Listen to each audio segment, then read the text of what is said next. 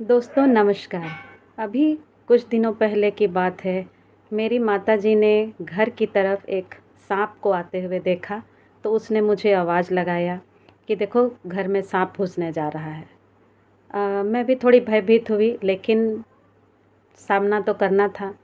मैं देखने गई कि क्या स्थिति है, तो सच में हमने पाया कि सांप मेरे घर की ओर घुस रहा था।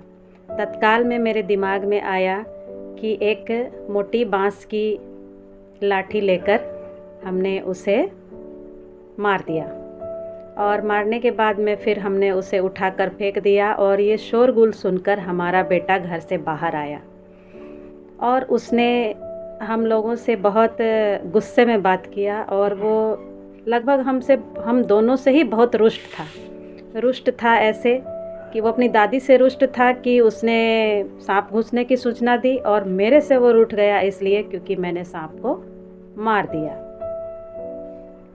अब एक दिन, मेरा ख्याल 2 दिन पहले की बात है, कि मेरे बेटे ने घर में फिर से एक सांप को घुसते हुए देखा। जब उसने सांप को देखा तो उसका शरीर भय से ग्रसित हो गया। फिर उसने मुझे आवाज़ लगाया कि मम्मी देखो, यहाँ पर एक सांप घुस आया है।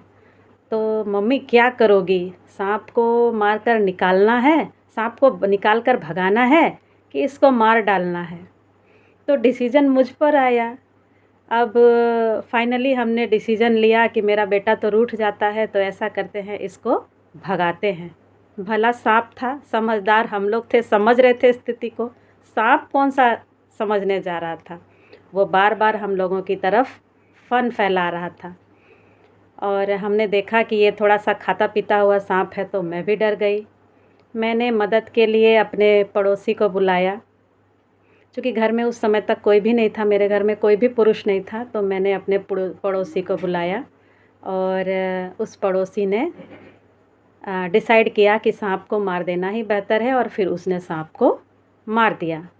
अब मेरा बेटा उस दिन बहुत खुश हुआ कि डिसीज़न अच्छा था कि सांप को मार दिया।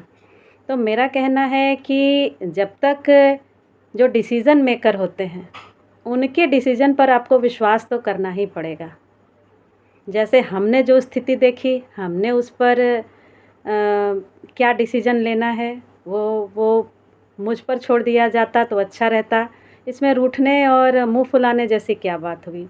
आप समझ सकते हैं, 15 दिन तक बाल बच्चा एक सांप के वजह से ना बात करे, कितनी दुखद बात है। फिर उस दिन से मेरे बच्चे को भी ये समझ में आया कि हाँ, माता-पिता कोई डिसीज़न लेते हैं तो अच्छा लेते हैं, और हमने उसे समझाया कि बेटा, तुम पढ़े लिखे हो, तुम समझते हो, लेकिन सांप पढ़ा लिखा नहीं है। सांप कितना ज़हर छोड़ेगा ये वो नहीं जानता है। और